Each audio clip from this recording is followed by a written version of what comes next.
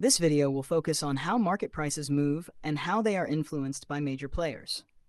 Whether you trade Forex or stocks, you've probably heard phrases like history repeats itself or price memory. What these really mean is that market prices follow specific patterns that repeat over time. But the big question is, why do prices go up or down? There are many possible answers. In Forex, price movements can be driven by central bank policies, interest rate changes, inflation data, economic news, and geopolitical events. In stocks, it could be earnings reports, government regulations, industry trends, or investor sentiment. However, at the core of all market movements is supply and demand, largely controlled by institutional activity. Even if a major news event causes short-term volatility, if it doesn't impact the fundamentals, the market often stabilizes.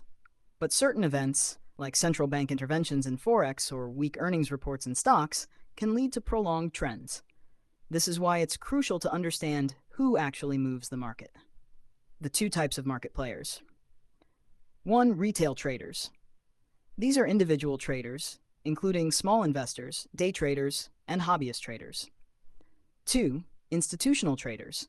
These include banks, hedge funds, mutual funds, insurance companies, central banks, and large financial firms. Institutions account for over 90% of all market transactions in both Forex and stocks.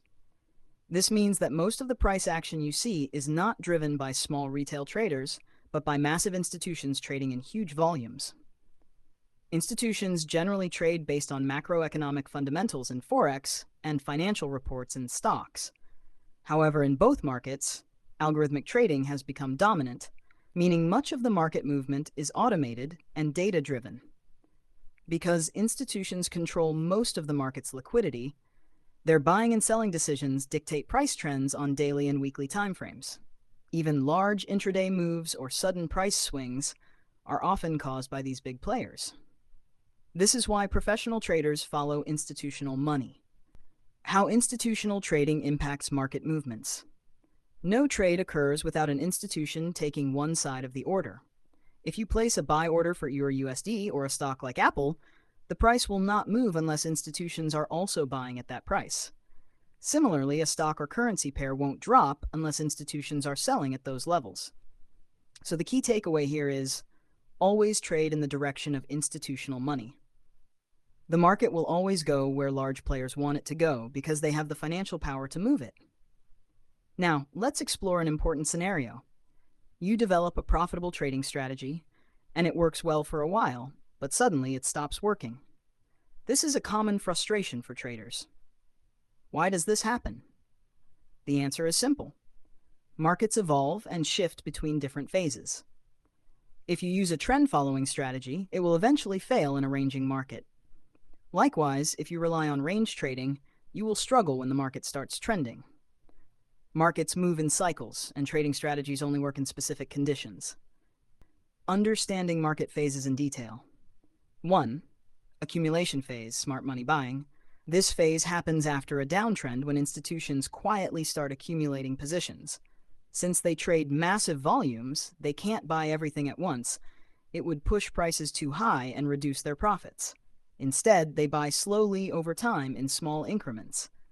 This is called position building. During this phase, the market is range-bound with low volatility. Retail traders often get trapped because trend-following strategies fail. Smart traders look for signs of institutional accumulation before entering trades. A common mistake traders make here is trying to short the market, thinking the price will continue dropping.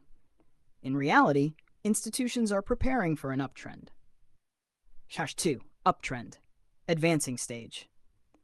Once institutions have built their positions, they start pushing the market higher. This is when we see a strong uptrend, fueled by retail traders who jump in late. During this phase, prices rise steadily, forming higher highs and higher lows. Trend-following strategies work best here. Institutions hold on to their positions, pushing prices up for weeks or months. Retail traders often get in too late and chase the price, which is risky. The key is to enter early and ride the trend, rather than waiting until it's obvious. 3. Distribution phase, smart money selling. After a significant price rise, institutions begin selling off their positions. Just like in the accumulation phase, They don't sell everything at once. Instead, they distribute their holdings gradually to avoid crashing the market too soon.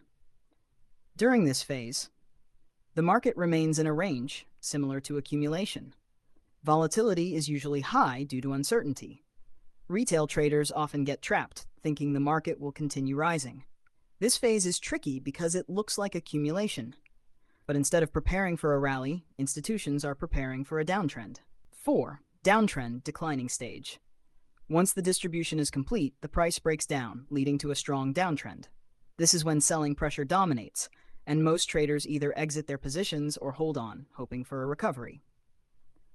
During this phase, the market forms lower highs and lower lows.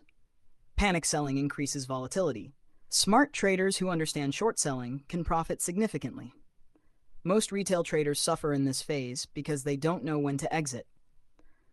This is why it's crucial to identify the distribution phase early, before the crash happens. Why this matters in Forex and stocks. Regardless of whether you trade Forex or stocks, these phases repeat in cycles. If you can identify them early, you gain an edge over the market. The key is to adapt your strategy to match the market phase. For example, if the market is in an uptrend, focus on trend-following strategies. If the market is in consolidation, switch to range trading strategies. If the market is in a downtrend, consider short-selling opportunities. Final thoughts. How to use this information. Understanding these phases will help you avoid common trading mistakes. Most traders fail because they don't adapt to changing market conditions. But if you can recognize these patterns early, you'll be in a much better position to succeed.